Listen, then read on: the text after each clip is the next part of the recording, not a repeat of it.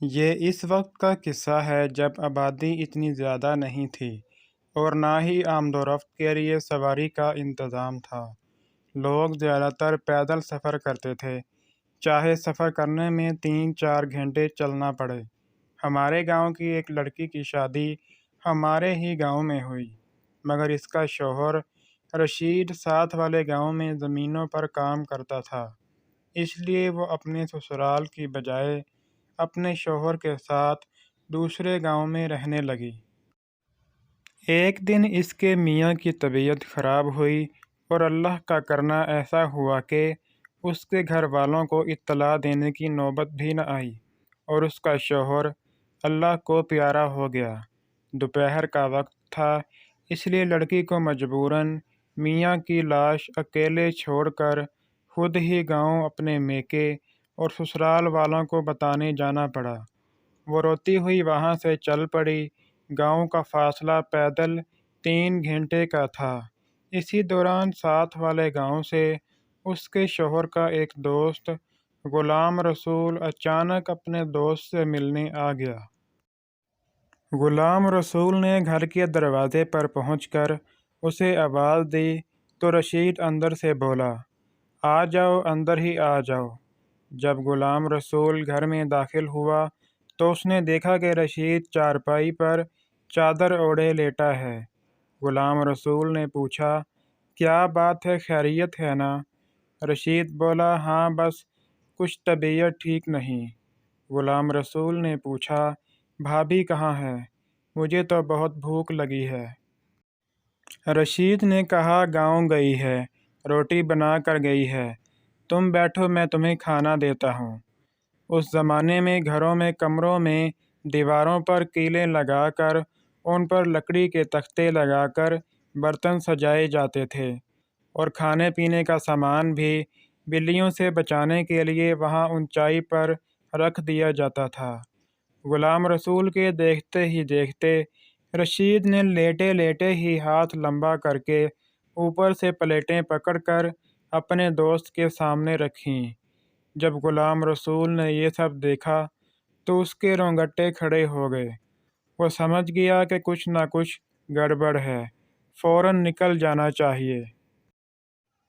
اس نے رشید سے کہا، اچھا میں چلتا ہوں، مجھے ایک ضروری کام یاد آ گیا ہے۔ مگر رشید نے کہا کہ بیٹھ کر کھانا کھاؤ۔ جب غلام رسول نے دیکھا کہ مشکل میں پڑ گیا ہوں تو اس نے کہا، اچھا میں ضروریات سے فارغ ہو کر آتا ہوں۔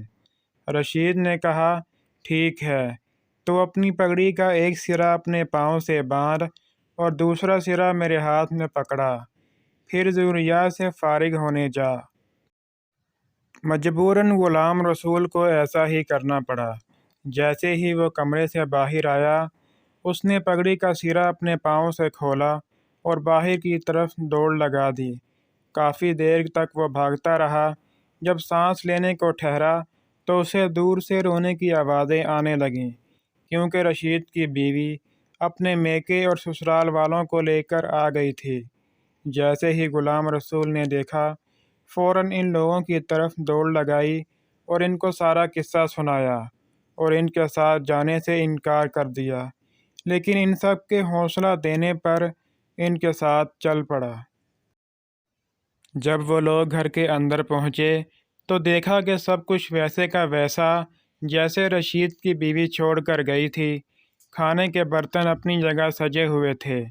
غلام رسول کی پگڑی چارپائی پر موجود تھی، مگر پگڑی کا ایک سرا رشید کے ہاتھ میں اور رشید کی لاش آدھی چارپائی پر اور آدھی زمین پر لٹکی ہوئی تھی۔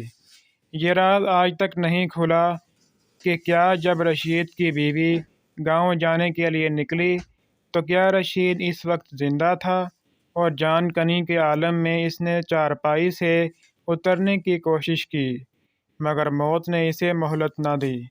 اگر اس بات کو مان لیا جائے تو پھر سوال یہ ہے کہ غلام رسول کی پگڑی کا سرا رشید کے ہاتھ میں کیسے آیا؟ کہا جاتا ہے کہ جب کوئی میت ہو جائے تو کبھی بھی میت کو اکیلے نہیں چھوڑنا چاہیے۔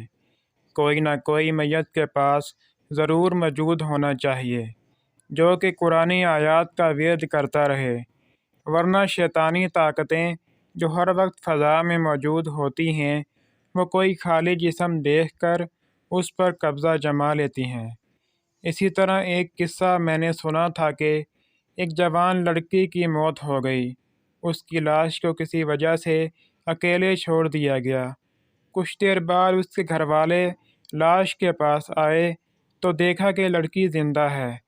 خیر، لڑکی ان کے ساتھ رہنے لگی۔ ایک صبح لڑکی اپنی ماں کے ساتھ محلے سے نکلی تو ایک بابا جی زمین پر بیٹھے ہوئے تھے۔